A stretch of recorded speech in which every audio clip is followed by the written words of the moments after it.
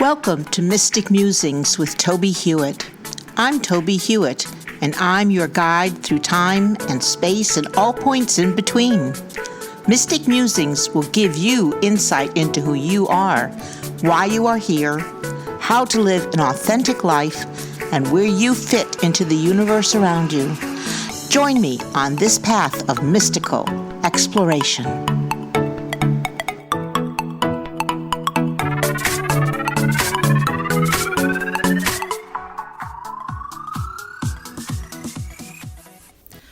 Welcome to episode 79 of Mystic Musings with Toby Hewitt.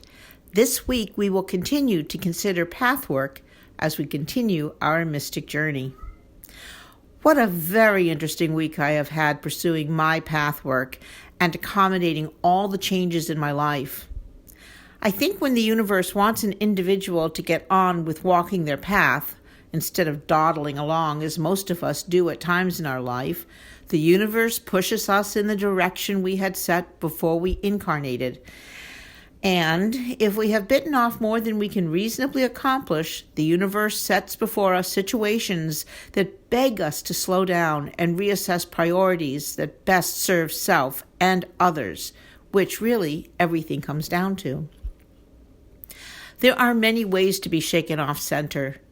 There's always major catastrophes like accidents and disasters, those events that immediately take us from our sense of normal into a somewhat altered state of consciousness. But there are other more benign events that cause us to refocus attention and move us to the next section of our pathwork. As I mentioned last week, it occurs to me that Dorothy's path in The Wizard of Oz begins in the midst of a tornado, which places her in the center of a widening spiral, which places her in an environment that allows her the opportunity to engage in self-exploration and results in increased self-awareness as she seeks a way to return home. On her adventure, she encounters lessons in the three areas in which she needs to grow on her life path, i.e., intelligence, courage, and love. This is not saying that she didn't actually have these three traits when she set out, but the path of mindfulness seeks to show us what we know and what we need to learn and the means to nurture ourselves and others.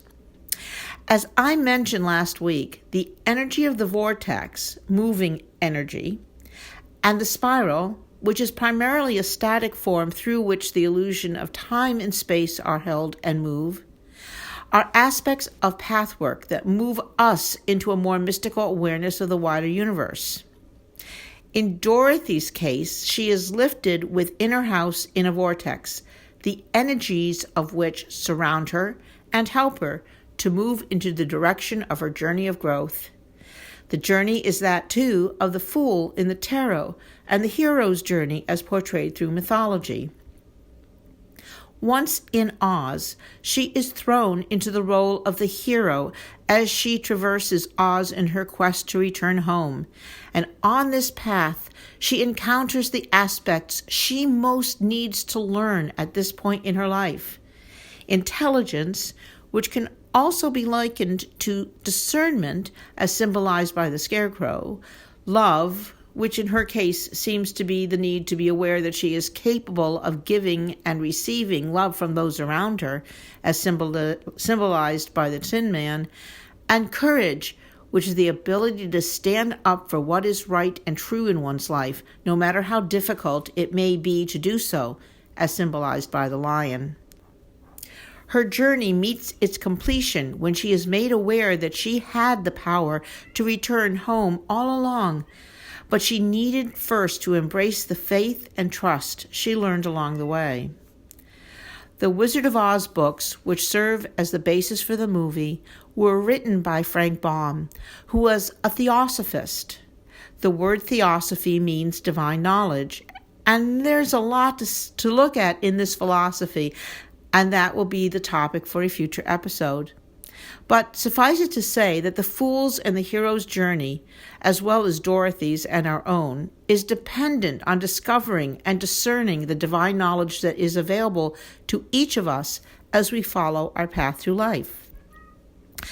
As you may be aware, my path has been changing, and the changes in awareness continue to grow. Over the course of the past several weeks, I have suffered from an allergy that resulted in extremely chapped and painful lips, which became the catalyst for going to see my doctor. In the pre-screening, the nurse asked if there was anything else I wanted to discuss with the doctor, and I was jolted into the awareness that I needed to discuss with her the difficulty I was having assimilating all of the changes I had encountered over the past year. As I filled out a screening form regarding my feelings, it became clear that I am suffering from anxiety and depression, and I wondered how anyone who spends so much time pursuing mindful practices could not have been aware of and overcome these issues. The doctor said that it was because I am a mindful person that it was obvious to me that there was something wrong, but lacking a clinical understanding, I was unable to label what it was and did not realize that I would need external help in regaining my physical and emotional center. So this coming week, I am beginning medication to help me physically and emotionally deal with the stressors I have been dealing with, and which I had met previously from a mind and spirit space. It would not have dawned on me to seek help for something I was not consciously aware of, but the universe knew I needed healing, and so created the allergic response, so I had to go to the doctor. Interesting how the universe works when you are consciously mindful in your pathwork, but still miss an important aspect of what is going on in your life. As a side note, I think one of the reasons that readings became more difficult to give was that some of my clients' anxieties and depression were touching into my own, and my discomfort became close to intolerable. While I could offer them guidance, I could not recognize that perhaps I needed help too. When you encounter something happening in your life that just does not feel right, or when you know you are encountering stress or some other challenge beyond your control, it is important to examine this and ask if you need help in dealing with the problem so you can become recentered and can continue on with your pathwork. It is important to remember that everything that happens in your life has a purpose, even if it is chapped lips that force you to see a doctor who can help you to see the obvious need for help.